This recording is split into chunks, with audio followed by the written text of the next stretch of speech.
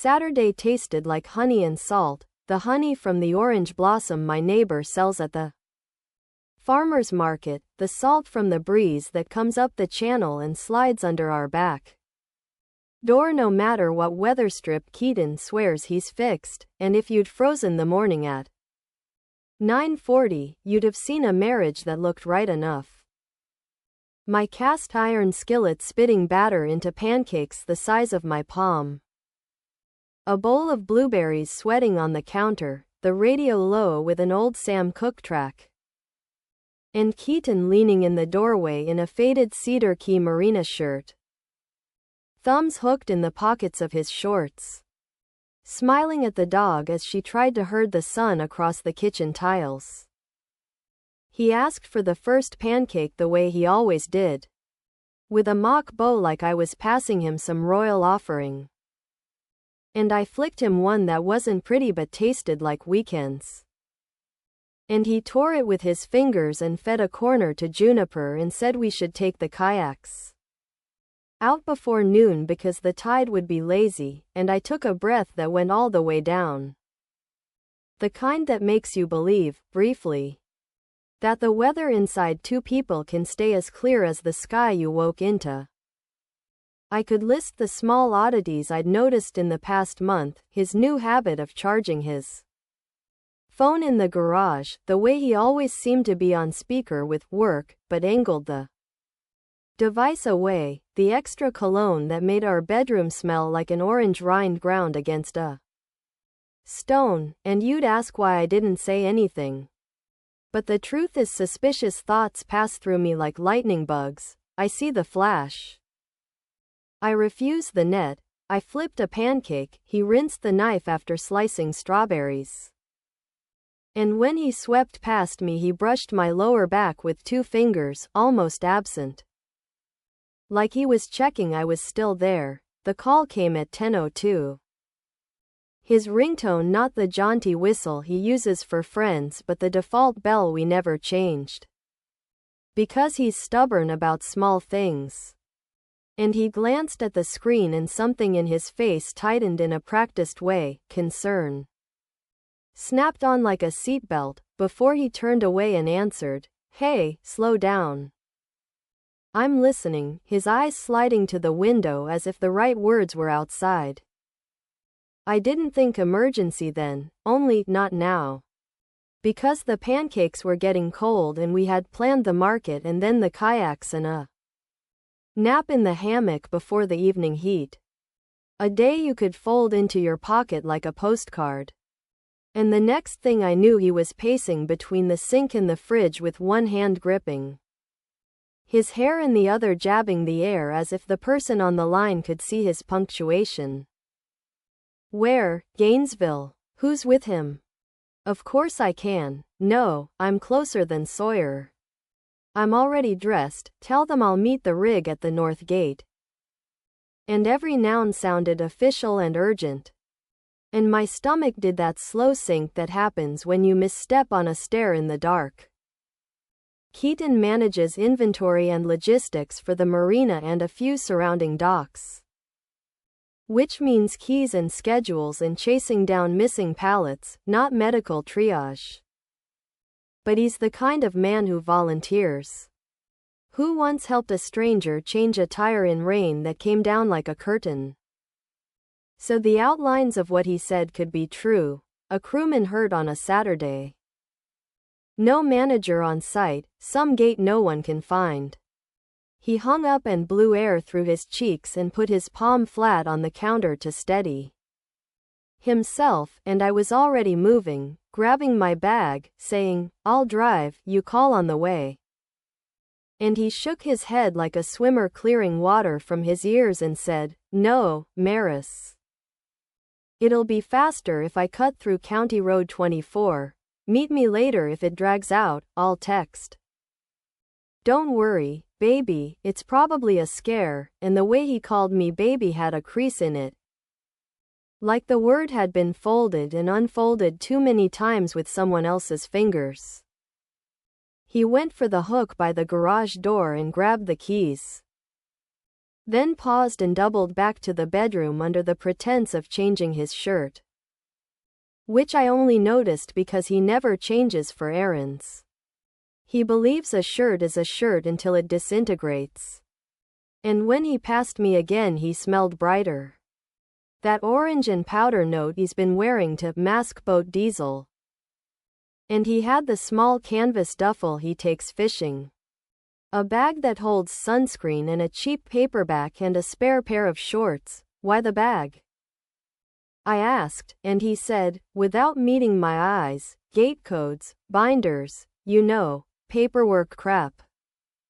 And I almost laughed because there are no binders in that bag and no paperwork at any of his sites organized in a way a binder would respect. The dog stood in front of him like a sentry and he stepped around her, kissed 2 inches above my mouth, and said, I'll call you when I get there. And my lips moved to say, take my water. But my hands were still around the spatula I no longer needed. He was gone by 10:13, the clock on the stove said so, leaving the back door yawning and a slice of sunlight cutting the kitchen into before and after. In the first 5 minutes the world behaved. Butter hardened on pancakes, the radio murmured. A gull landed on the railing and tilted its head as if eavesdropping. My body did the small automatic chores of turning off the burner and covering the bowl and sliding plates into warm water. In the 6th minute, the private investigator who lives somewhere behind my ribs woke up and asked petty questions. Why had the call come to his phone? If he was the one being summoned by management who usually rings the landline, why had he said North Gate when their yard only has east and west? Why did his face look like an actor's face in a commercial about disaster relief? It isn't flattering, becoming the sort of woman who notices the volume of a cologne spritz, the direction a man's eyes jump when he lies, the specific key he chooses when he doesn't have time to think. But marriage trains you to read minutiae the way fishermen read tide charts. At 10:17 I texted him, drive safe, the blandest offering, and it delivered. And at 10:21 the text chain showed, Keaton is sharing his location, which he'd toggled on the week we bought kayaks for safety. And a blue dot gathered itself on the map near our street, hovered too long for a man in a hurry, and then drifted not toward County Road 24 but toward the mainland loop, the back way to nowhere he works. Fine, I told myself, traffic or construction, detours happen. And I set the phone face down like it weighed too much. I dug in the pantry for powdered sugar, dusted the pancakes because some part of me demanded normalcy, and ate 3 bites that tasted like wet paper. And then I washed the fork and the plate as if cleanliness could rinse a feeling. We'd planned to walk to the market by 11. And the clock hand slid there anyway, and the street outside filled with people in sundresses and flip-flops and straw hats, and I stood at the window with my wallet in my hand like a child, waiting to be chosen. At 11:10 my phone vibrated with a voicemail I didn't hear ring, and I pressed play and listened to Keaton's voice too loud against wind. Hey, can't talk. On the way, spotty service, don't wait on me. Grab tomatoes if you go, and he never says, spotty service. He complains with a string of obscenities when the bars drop. And in the background I heard not wind but the hum of an air conditioning unit idling the way our truck idles when you sit in a parking lot with the windows closed. I wanted to be an unbothered wife. I wanted to be the kind of woman who trusts an answer because it was offered quickly. But my palms tingled and I pressed his pin to unlock his tablet we keep on the kitchen shelf for recipes, because sometimes he leaves it signed into the Marina's messaging app. And it was blank, of course it was blank. It's Saturday, and I hated myself for looking I hated the version of me whose pulse quickens at little red circles on icons. I shut it and put both hands on the counter and looked at the bouquet of parsley in a jar of water and told my lungs to alternate again. The first true wrong note arrived at 11:33 when a group text from our block chimed in, a neighbor asking if anyone else had heard the sirens tearing past toward the causeway and if everything was okay, and 3 people answered that they'd seen a fire engine and an ambulance with lights but no sense of urgency. And I typed and erased, "My husband's headed that way," because it felt like tempting fate to say it out loud. And then my phone buzzed again with a calendar reminder Keaton must have set privately. A note that popped up like a prank, 11:45, swing by Seadrift Storage. I stared at it and thought of the canvas bag and the cologne and the way he'd said binders with the confidence of a man who's practiced lines in the mirror. And I swallowed and tasted pancake and panic. The blue dot on the map edged toward the mainland big box district where Seadrift sits between a chain gym and a self-serve car wash. And I told myself he could be grabbing emergency equipment. He could be coordinating something I didn't understand. And another part of me, the part that lives with my grandmother's voice in my head saying a lie, never enters alone. It drags a suitcase, whispered that storage units are where secrets go to stretch their legs. It's extraordinary what the body does when it believes someone you love might be in danger. My muscles primed to run even as my mind took notes. And I was halfway into sneakers before the next call came, the same default ringtone. And this time Keaton's voice wasn't wind loud, it was thin and purposeful. "Babe, they're rerouting. I may have to follow the ambulance up to Gainesville. Don't call for a bit. Service is trash. Give Juniper a walk and I'll check in around 2. And I said, "Okay," because agreement is the easiest sound a mouth makes. And after I hung up I realized he'd never once said who had been hurt, not a name, not a role. And he'd used they and ambience like a man groping for authority he doesn't own. I put the leash on the dog and walked the block to pretend life had edges and sidewalks. And every smiling tourist felt like an insult to the private turbulence inside my chest. On our way back the sun pressed hot fingers onto the crown of my head and the mangroves buzzed with insects, and I thought about the first years with him, before rings. When we ate gas station empanadas on the hood of his truck under sodium lights and he told me he hated the smell of hospitals more than storms, and now he was allegedly following an ambulance as if it were a parade. Back in the kitchen I opened the freezer and took out ice for water, and the cubes spilled like bright stones across the floor and Juniper skittered and I laughed, an ugly high sound that didn't belong, and at noon the dot on the map slid from the storage district to a cluster of roads near the state park and then stalled, a blue bead against green, and I know, maps glitch, phones lie, coordinates hiccup when towers hand off. But the stillness lasted long enough for me to set my glass down and consider the precision of my own memory, his voice low at 10:02 saying Northgate. The way his left hand tapped his thigh in a rhythm I hadn't heard since the last time he told a story he didn't want me to ask about, the choice to bring the fishing bag. The calendar reminder, by 1 I hadn't heard again. By 1:15 I had built 5 alternate realities in which he was a hero.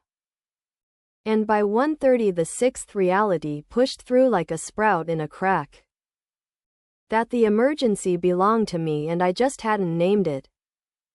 Something in me went very quiet then, the kind of quiet that can be mistaken for calm. And I put the skillet back on the stove and began to scrub as if I were removing writing someone had carved there, and the radio switched to a sunny song that didn't fit any part of me, and Juniper sighed and curled under the table where crumbs of earlier happiness still stuck to the tile, and the clock kept going, indifferent. And the smell of orange blossom honey stood in the air like a memory I'd misfiled. People like to say a day goes wrong all at once, a crash, a slam, a break. But I felt mine tilt degree by degree in ways a stranger would miss, a kiss an inch high, a bag that wasn't a binder, a direction that doesn't go where he said, a voice that rehearses concern too cleanly. And by the time the sun had rolled to the west window and turned the countertops to a shallow sea, our perfect Saturday had a hairline fracture running down its middle I couldn't unsee even if I wanted to, and I wanted to more than I can tell you. I told myself to let it go, to give him until 2 o'clock like he'd promised. But the hours between 12 and 2 stretched like wire pulled too tight, humming in my ears. I tried the small things first, calling once, twice. And each time the line rang long before shifting to voicemail, his recorded voice too cheerful, too canned, not a man chasing an ambulance through county roads, by 12:40. I texted, everything okay, and the screen showed delivered but never read. And a new kind of silence crept in, not absence but avoidance. The silence of someone holding their breath so you can't hear them in the dark, at 1. I wiped the counter again though it was already clean, my hands restless, my heart tripping over itself, and then the smallest, stupidest detail tripped me harder. A message in the neighborhood group about a charity run blocking County Road 24 all morning. The very road he'd sworn he'd take, the excuse that got me out of the driver's seat. I typed thanks for the heads up, like a neighbor, but inside I was tallying the lies, one neat checkmark at a time. The kind of list I keep at work when reconciling accounts: shirt change, cologne, canvas bag, phantom emergency, impossible route. The ache in my gut wasn't proof yet, but it was direction. And I followed it the way you follow a trail of smoke to find the fire. By 1:15 I couldn't stay in the kitchen anymore. So I clipped the leash to Juniper and walked her toward the marina. The heat flattening the air, the sky a polished coin. And every face I passed felt like it knew something I didn't. I thought maybe if I saw someone from his crew I could anchor myself, but the slips were quiet. Just boats bobbing like they'd never held people at all, and that's when I heard it. A voice like the flick of a match. My friend Lane, waving from across the lot, calling. I thought you two were headed to the market today. Keaton said he was meeting you there after a quick stop, and the words hit like a cold drink spilled down my back. I forced a smile. Asked her when she'd seen him, and she said, just after 10:30, in town, grabbing coffee. Looked like he was in a rush, and my mouth dried because 10:30 he was supposed to be halfway to Gainesville chasing a rig. Not standing in line at Brew Station chatting with anyone. I thanked her.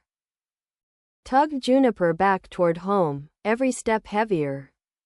My brain replaying the voicemail he'd left, wind and urgency, and now overlaying it with the image of him stirring sugar into coffee at the same time. Back at the house I opened the fridge to busy my hands and saw the calendar alert again glowing on his tablet, Seadrift storage. And I remembered the way he'd stuffed the bag under his arm, tight like it carried glass. And suddenly all the scattered oddities, the inconsistencies, lined up like coordinates on a map, pointing not to a man rescuing a coworker but to a man hiding something close to home. I wanted to scream, to throw the tablet across the room. But what I did instead was sit at the kitchen table, lay my palms flat, and whisper to myself like a promise, there is a lie here. And it's only a matter of time before it shows its face.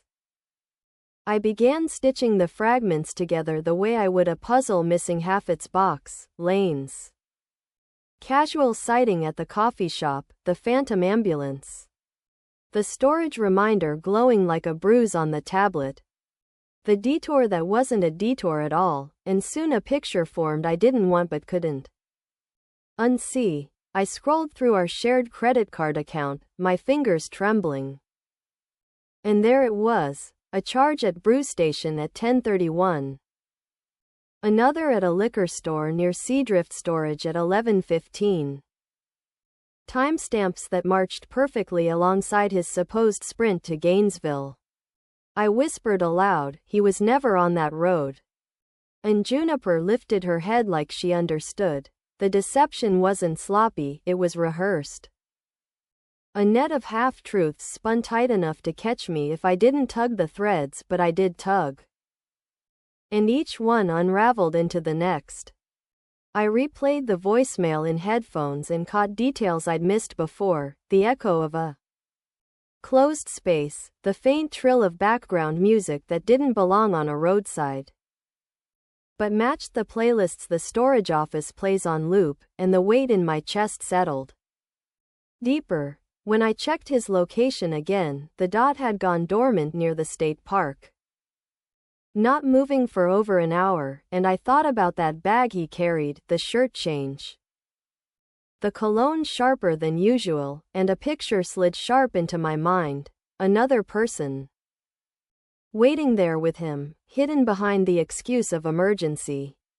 Their rendezvous wrapped in urgency like camouflage. I hated how quickly my brain painted her, hair smoothed in a rearview mirror. A perfume trail clinging to canvas. A smile blooming when his truck pulled up, and I hated even more the realization that I wasn't guessing, I was assembling, that every clue aligned with the oldest betrayal in the book even though the packaging was new. By 3 I had a timeline scrawled on scratch paper like a detective. 10:02 fake call, 10:30 coffee, 11:15 liquor, 11:45 storage, noon voicemail. 1 o'clock stalled dot, and nowhere in it a name, a wound, a crewman, an ambulance. The accomplice was there, even if I didn't yet know her face.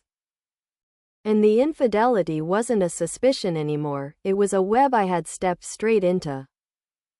Sticky and glistening, and for the first time since morning the ache in my gut hardened into certainty. Whatever was waiting for me at the end of this thread.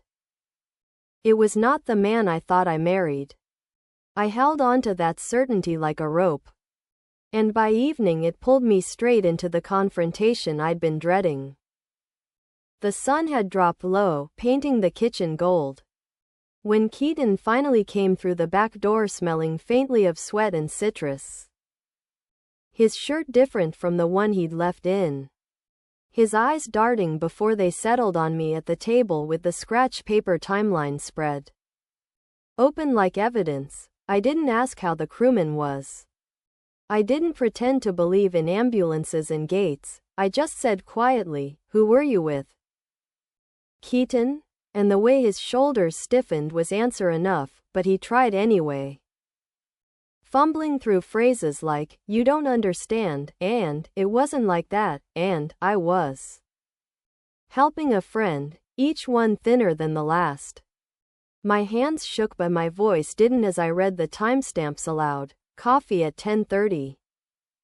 Liquor at 11:15. Storage at 11:45. My voice steady as stone. And he snapped, "What, are you spying on me now? Checking receipts, tracking me like a criminal?" And I said, "Criminals don't stage emergencies to walk out of their marriages in broad daylight," and for a moment his face broke. Guilt spilling raw before he shoved it back behind anger. Juniper barked once, sharp. As if she too couldn't stand the noise of his excuses. The silence after stretched so long it felt like another life. And then I pressed one last time, say her name, and his lips parted, closed, opened again. And he whispered it like confession, a single syllable that turned the kitchen air to glass. I don't remember dropping the paper, only the sound it made hitting the tile. Louder than his apology, louder than the half-hearted promises tumbling after it. And in that moment I realized the emergency had never been his friend, his job. His crew, it had been us, our trust bleeding out unseen while he played savior somewhere else. After that night the house carried a hum that wasn't electrical but emotional. A low static of mistrust that followed me from room to room. Keaton moved through our days like a man trying to patch a boat already split at the hull, washing dishes unasked, folding laundry with surgical care. Speaking in softened tones as if modulation could erase the fracture, but each gesture landed hollow because the truth sat between us like an uninvited guest. Her name echoing even when unsaid, I lay awake cataloging the contradictions. How he could confess and still sleep beside me, how I could know and still cook his meals. How a marriage could look functional while rotting from within. Friends waved from porches. Neighbors chatted about the heat, and I smiled on cue. But inside I heard again that fake urgency in his voice. The performance of a man running to an ambulance that never existed. And the knowledge burned hotter than anger, it turned to clarity. If he could weave such a web once, he could do it again. Because deceit wasn't a stumble for him, it was craft. Yet tangled in that clarity was grief. Not for the affair itself but for the years before. The mornings with pancakes and kayaks and the sound of trains at night. Memories that now felt contaminated, as if someone had walked muddy boots across a clean floor. I caught myself staring at him not with hatred but with study. Wondering if the version of him I loved had ever been true. Or if that too was a carefully constructed illusion. And beneath all the noise a quieter realization settled in. The real emergency wasn't his excuse that morning. It was the state of our marriage long before. A wound we'd both ignored until he disguised his exit as sirens.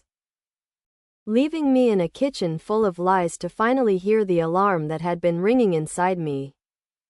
For years. The confrontation might have cracked the shell. But what came after was the marrow, conversations that started civil and ended with slammed doors, apologies that wilted before they touched air. Nights where he slept on the couch and I stared at the ceiling. Tracing the shadow of the fan like it could spell an answer, I demanded details. Not because I wanted to punish myself but because ambiguity gnaws worse than pain. And he gave them in fragments, defensive at first, then weary. Admitting the call had been staged, the friend was no friend. The emergency a pretext rehearsed with her in whispers I'll never hear. He said he hadn't planned for me to catch it so soon. That he thought he could manage both lives until he figured out which one he wanted. And that confession bruised me more than the name itself, realizing I'd been an option on his menu instead of a partner at his table. Rage came in bursts, hot and sharp. But beneath it something colder rooted. The recognition that this was not a single sin but a pattern. That any man who can fabricate urgency with such precision is capable of weaving entire months into fabrications. When I asked if he'd ever loved me, he dropped his head into his hands and whispered, "Of course I do, I just wanted more." And the phrase slithered through me like a toxin. Because love that craves more than the person it names isn't love, it's hunger. The aftermath wasn't shouting, it was paperwork scattered on counters. Bank statements reviewed with a pen. Long quiet hours where I walked juniper along the marsh and practiced the word divorce in my mouth until it no longer shook, each time he tried to reach for me, touch on my back. Voice softened like a bomb, I recoiled. Because touch means nothing when it belongs to a man who can dial his own betrayal into a performance believable enough to send me spinning, and in the mirror I saw a woman harder now. Not broken but reshaped, a woman who had once believed in emergencies only to learn that sometimes the loudest sirens are disguises for the quietest, deepest betrayals. By the time the 7th week arrived after that fabricated call, the house no longer felt like ours but like a waiting room where two strangers coexisted until the paperwork caught up. His shoes still lined the entryway, his jacket still hung by the door. But every object was a prop, a stage set for a marriage that had already ended the moment he chose a false alarm over the truth. I stopped asking where he went. Stopped checking receipts or maps. Because the hunger for proof had burned itself out and left only the ashes of certainty. And in that silence I began to hear my own voice again, not the investigator.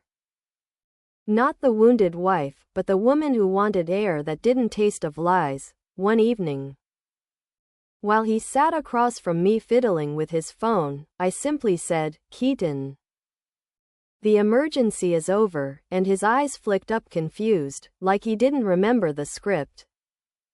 And I clarified, "Not the one you staged. The one between us. It's done," and in the pause that followed I felt more peace than grief. He muttered something about second chances, about mistakes. But it all sounded like static against the clarity ringing in my bones.